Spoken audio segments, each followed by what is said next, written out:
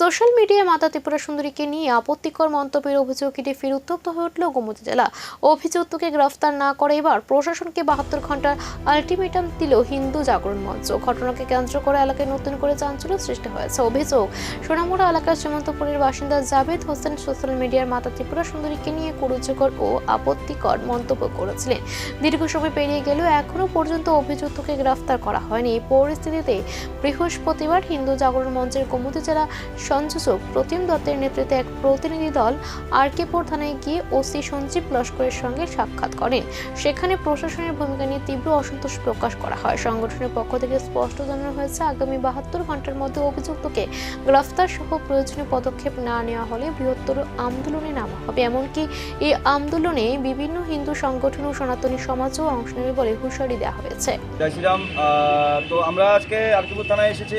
মূল কারণ হলো গত 26/4/2025 আমরা ত্রিপুরাবাসী সবাই দেখেছিলাম যে একদম সোনামুড়াবাসীর একজন বাসিন্দা জাভেদ হোসেন, ও আমাদের ত্রিপুরা সুন্দরী মাকে নিয়ে প্রচণ্ড একটা বাজে মন্তব্য এবং যে সোশ্যাল মিডিয়ার মধ্যে করেছিল, ওটা নিয়ে আমরা একটা প্রতিবাদ করেছিলাম এবং এটা প্রায় আজকে 1 বছর হয়ে গেছে। তো তখন আমাদের আশ্বাস দেওয়া হয়েছিল 2-3-4 মাসের মধ্যে আসামিকে ধরা হবে। এখন 3-4 মাসের তো পার হয়ে গেছে, 1 বছরের উপরে হয়ে গেছে। তো আজকে আমরা এই থানাতে আরকেপুর থানাতে এসেছি যে এই কেস নিয়ে কতটুকু কি এখন পর্যন্ত কি আছে।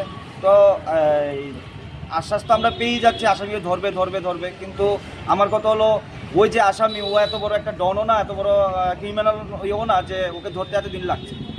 এখন বড় প্রশ্ন, 1 বছরের বেশি সময় পেরিয়ে গেলেও কেন ধরা পড়েনি অভিযুক্ত? প্রশাসনের উপর বাড়তে থাকা চাপের মাঝে আগামী 72 ঘন্টা কি হবে বড় পদক্ষেপ, নাকি আন্দোলনের আগুন আরও ছড়িয়ে পড়বে রাজ্যের বিভিন্ন প্রান্তে? সেদিকে এখন নজর গোমতী জেলা সহ গোটা রাজ্যের মানুষের।